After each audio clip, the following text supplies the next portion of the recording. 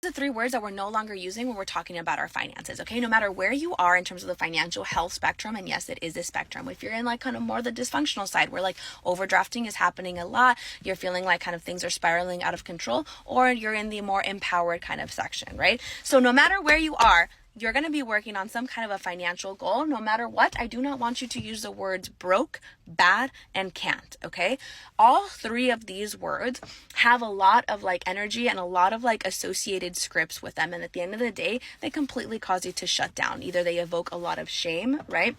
Bad, I'm bad with money, that kind of a thing, right? At the end of the day, you're saying something about you, about who you are. You're like reaffirming this belief, and you're at the end of the day like boxing yourself in. So there's no such thing as being bad with money. There's such thing as like wanting to learn more about money. There's such thing as wanting to be different with money, as wanting to like have healthier habits with money. And do you see how the energy behind that is all of a sudden like, oh, I have more of an open mind now. And in that like tiny little bit of like open space that you have, that is where hope can creep in. And where hope is, so can like problem solving exist, you know?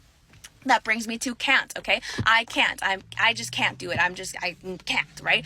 That just causes your brain to literally just shut down. When you start asking like questions like how, right? Again, it opens up.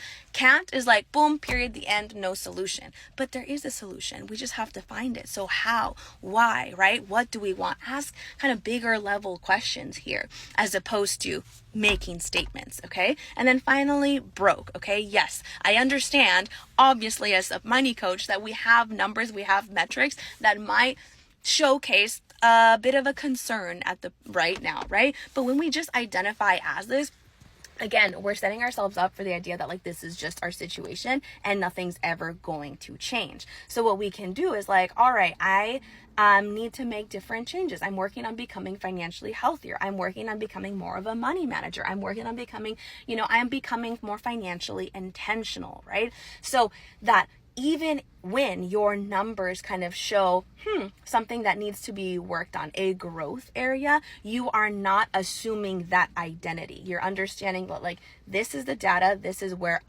the decisions that I have made up to this far show this, but who I am is different, and I am now becoming someone with numbers that show a lot of financial health and even wealth.